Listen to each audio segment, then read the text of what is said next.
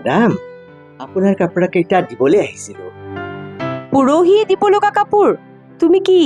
আজি দিব আহিছা ইছবাৰ দেৰি হৈ গ'ল মাডাম তোমাৰ লাপৰবাহীৰ চক্ৰত মোৰ যে কালি বিয়াখন মিছ হৈ গ'ল তাৰ খবৰ আছেনে নাই এতিয়া মনে মনে আছে যে দিয়া দিয়া তুমি কি ভালদৰে নুশুনা নেকি মই তোমাক 5টা কাপোৰ ধুবলৈ দিছো আৰু 5টা কাপোৰ ইস্ত্ৰি কৰিবলৈ দিছো এতিয়া মই তোমাক 5টা কাপোৰৰহে টকা দিম লোৱা আৰু শুনা এসপ্তাহৰ পিছত ঠাণ্ডা দিন আহি আছে গৰম কাপোৰ কেইটাও লৈ যাবা মাডাম কথা এটা কওঁ মই এসপ্তাহৰ পিছত আৰু আহিব নাপাৰিম মাডাম অ' বেয়া পালা তোমাক পুৰণা চিনাকি মানুহৰ কাৰণে কাম দিছিলো বুজিছা না না মাডাম আপুনি গালাত বুজিছে মই আৰু দুবাৰ কাম নকৰোৱেই এক সপ্তাহ 10 দিনৰ পিছে আমাৰ আসামত থকা দোকানটা বেছি চলি যাম বিহাৰে আচৰিত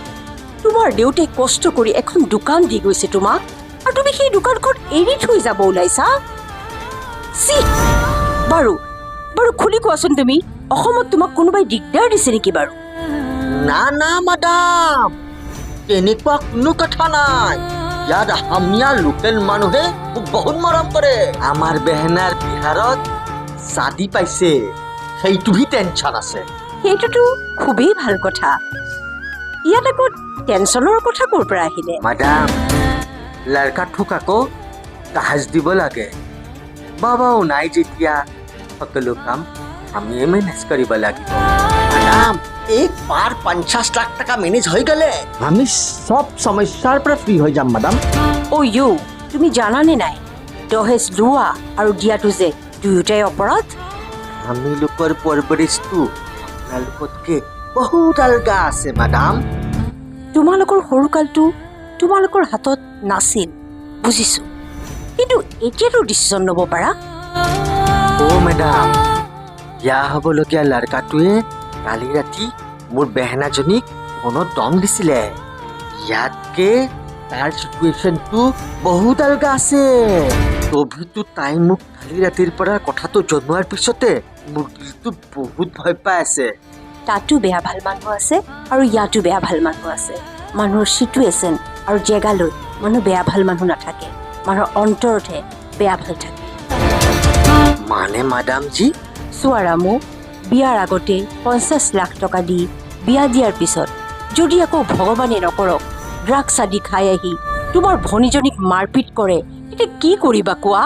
তেতিয়া তুমি ফ্ৰী হ'বানে সমস্যা বাঢ়িব কোৱা কি কথা কয়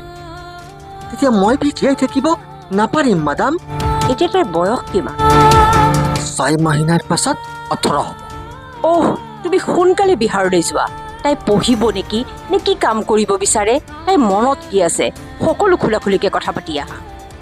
তাৰ পিছতহে ডিচিজন ল'বা এতিয়া দোকান বিক্ৰী কৰাৰ কথা নাভাবিবা তাহলে চাবিটো কি হ'ব মাডাম আৰে মই কৈছো নহয় তোমাৰ ভনীজনীৰ লগত আলোচনা কৰাৰ পিছত ইয়াৰ আনচাৰটো পাবা চাবা তাই যি মন সেইটো কৰি থাকোঁতেই ভগৱানে তাইৰ বাবে ভাল ল'ৰা এটা পঠাব যিটো ল'ৰাই তোমালোকৰ পৰা কেতিয়াও বিয়াৰ নামত টকাৰ চুক্তি নকৰিব বহুত বহুত ধন্যবাদ মেডামজী আপুনি মোৰ আগটো খুলুৱাই দিলে